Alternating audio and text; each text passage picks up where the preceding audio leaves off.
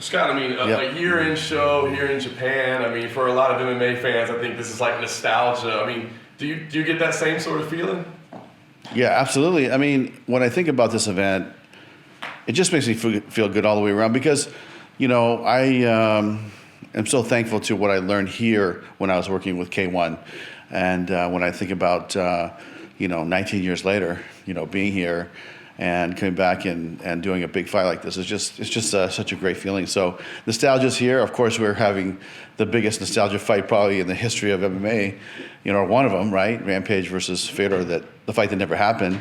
But we're also bringing Michael Chandler, MVP, Lorenz Larkin. So we're bringing a lot of great fighters that are going to, hopefully have a great outing on the 29th. Yeah, I know a lot of people are excited for it.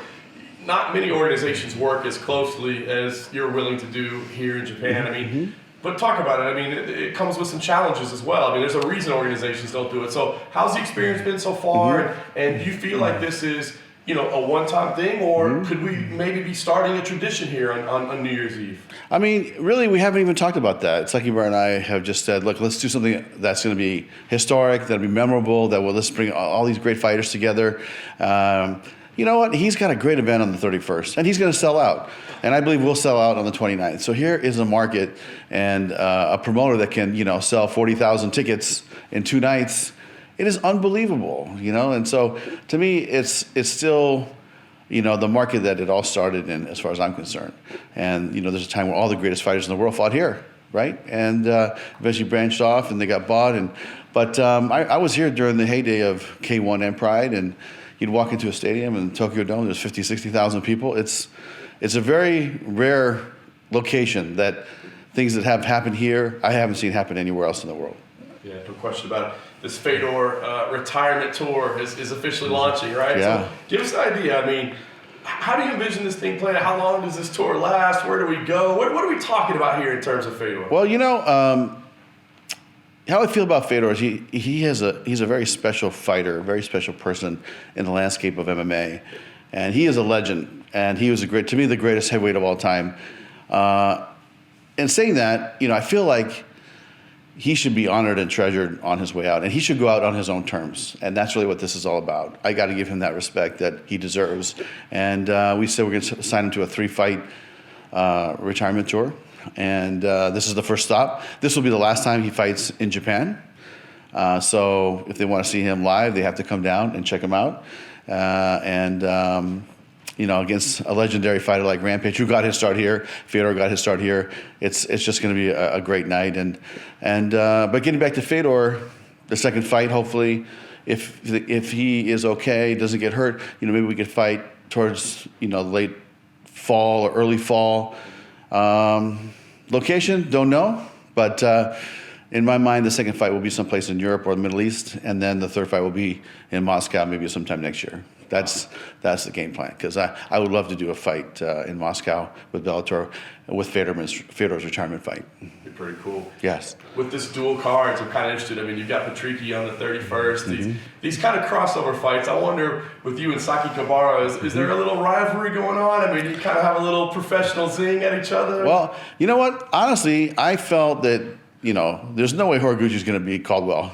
That's what I thought until he beat him twice. So to me, we have to come back with a vengeance here and redeem. But in all fairness, it's all in good sportsmanship. It's all in good martial arts competition. But to me, we want to win too. He wants to win. I talked to him last night, and he feels like his guys have a good chance. And I said, well, I can't say anything because you beat us up last time. So let's see. But I feel like we got a good roster here to compete with them, and let the chips fall where they may. Yeah, you mentioned Horiguchi. I mean, the way that whole situation played out, does it make you hesitant to involve titles and that sort of thing moving forward? I mean, it was a very unfortunate situation. No, I don't think anybody could have seen coming. But does it make you a little concerned about belts being on the line? You know what? I'll tell you. I guess deep down the answer is yes, but it won't stop me from doing crazy things that I think the fans want to see. And to me, it was a lot of fun doing that promotion. Will we do it again? Absolutely.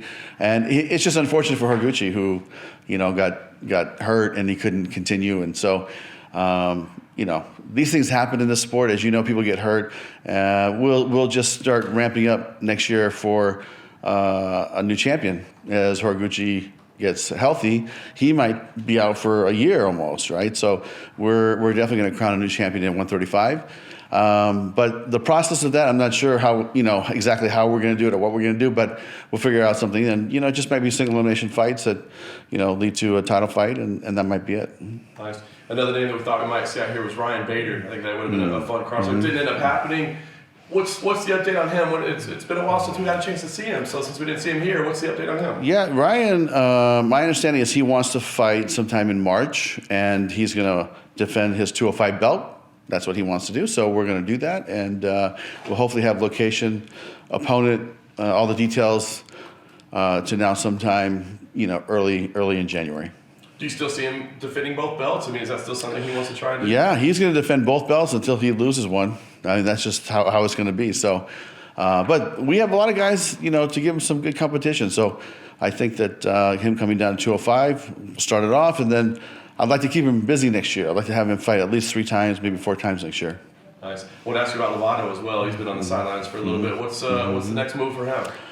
You know what? I'm not sure. We haven't really been talking too much, but come January, everybody's going to be reaching out about when am I fighting. So, we've been focusing on Hawaii, which was 2 amazing events. The troops event for the USO was just really, really. It was just really special being there and doing that fight for the guys that the men and women that defend this country or defend the USA. And then Alima, she put on a great show. Fought a tough. Kate Jackson, she was scrappy. She put on a good fight. I thought she was going to tap at some point, but she brought it, man. So, but then we're focusing on this fight. This is a big fight for us, a big event. Saitama Super Arena. Come on, that's like Madison Square Garden in America. This is the mecca of martial arts fighting. This is it. So, to me, to have a Bellator event here at Saitama Super Arena with all the fighters that we have here, and then the fighters that will be fighting, against the Rizin fighters.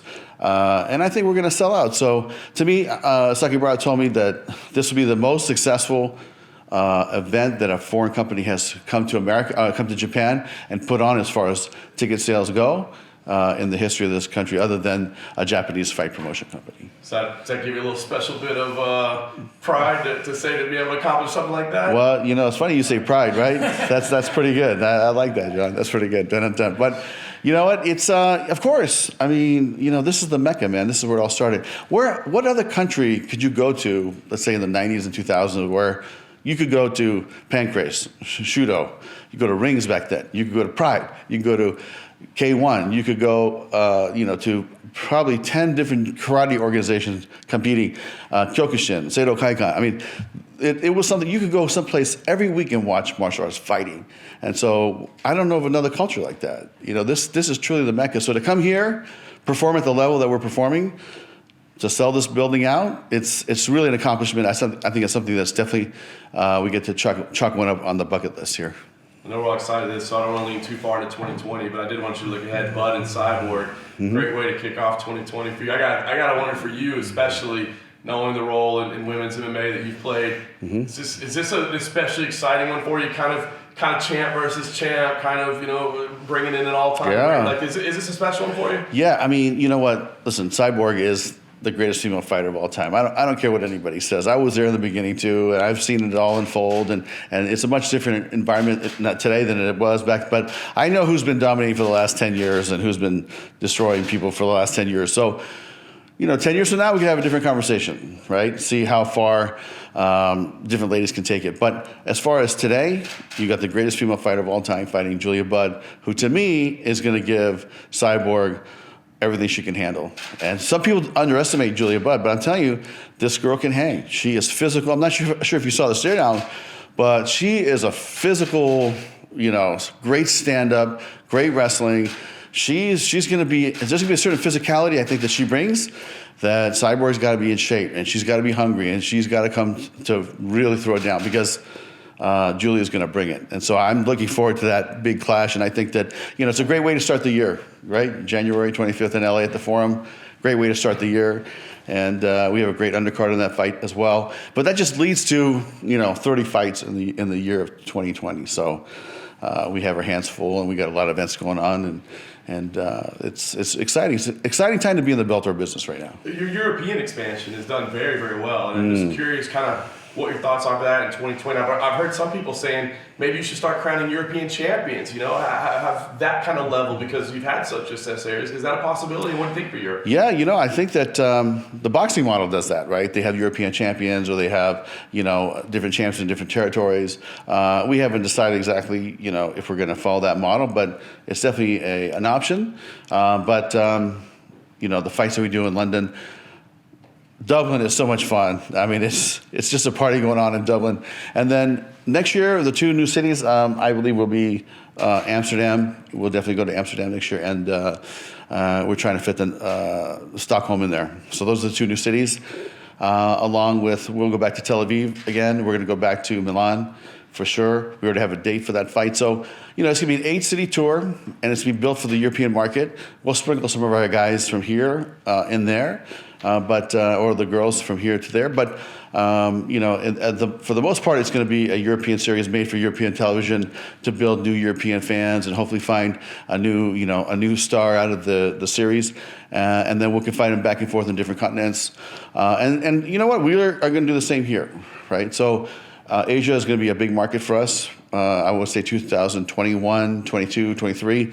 I look at Japan, Korea, China as a market that we want to be in and have a good reach.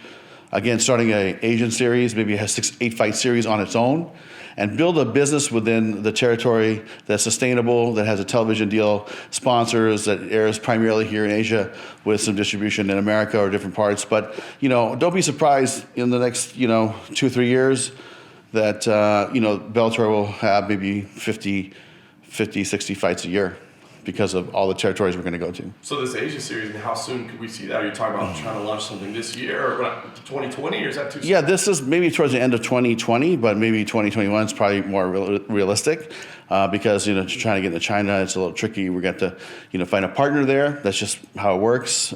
We've been approached by 2 or 3 different companies, legitimate companies, to go there and partner with them.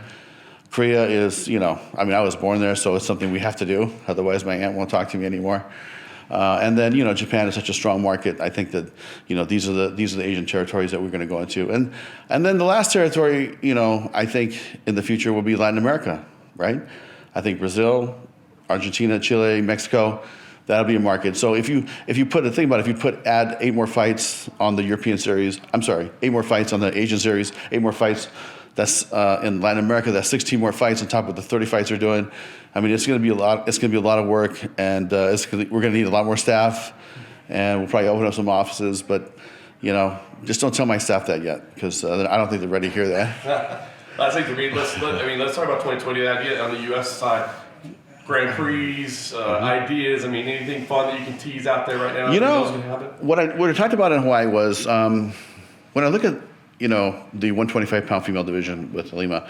I really feel like there's some stars ready to get bust out of that division. And when I look at Velasquez and I look at Laura and Lima, I look at just the landscape of that division. To me, I'm not committing to that, but it's very tempting. And I'm going to go back, talk to my guys, talk to our partners of ICOM, and see what they want to do. So I think that it might be something that that we are going to be ready to announce sometime. I don't know, say maybe in February, but I think the next tournament might be a female division tournament. You think we'll see any TV changes in 2020?